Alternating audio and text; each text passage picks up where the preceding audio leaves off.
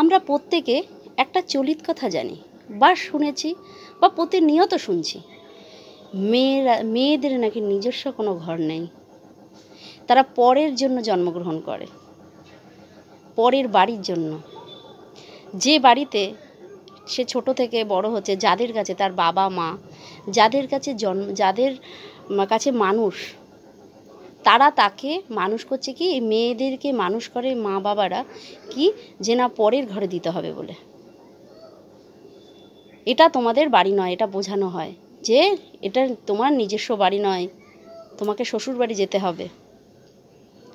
মেয়েরা এই ভেবে এই শুনতে শুনতে কিন্তু তারা বড় হচ্ছে যে তারা গচ্ছিত আছে বাবা মার কাছে, পরের বাড়ি দিতে হবে, সে অন্যের জিনিস।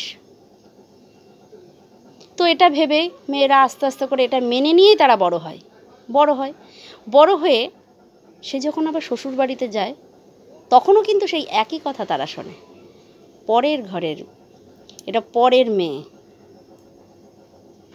যদি সংসারে কোনো অশান্তি হয়, হতেই পারে, সংসারের টুকিটাকি প্রত্যেকের সংসারেই আছে, তো মেয়েদেরকে শুনতে হয় এক গাছের ছাল অন্য গাছে লাগে না। হায় রে নারী, মেয়েরা এত অসহায়, তাদের নিজস্ব কোনো ঘর থাকতে নাই। আমরা প্রত্যেকটা ক্ষেত্রে এটাই বুঝি যে মেয়েদের নিজস্ব কোনো ঘর নেই বা থাকে না, শ্বশুর ঘরটাই নিজের ঘর মনে করতে হয়, অ্যাকচুয়ালি তা নয়।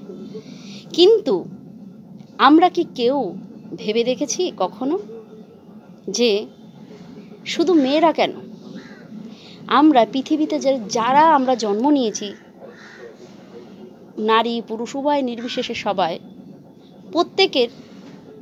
প্রত্যেকে যারা আমরা জন্মগ্রহণ করেছি, আমরা জন্ম যখন গ্রহণ করে এই পৃথিবীতে এসেছি, তখন কি আমরা সাথে করে কিছু এনেছি?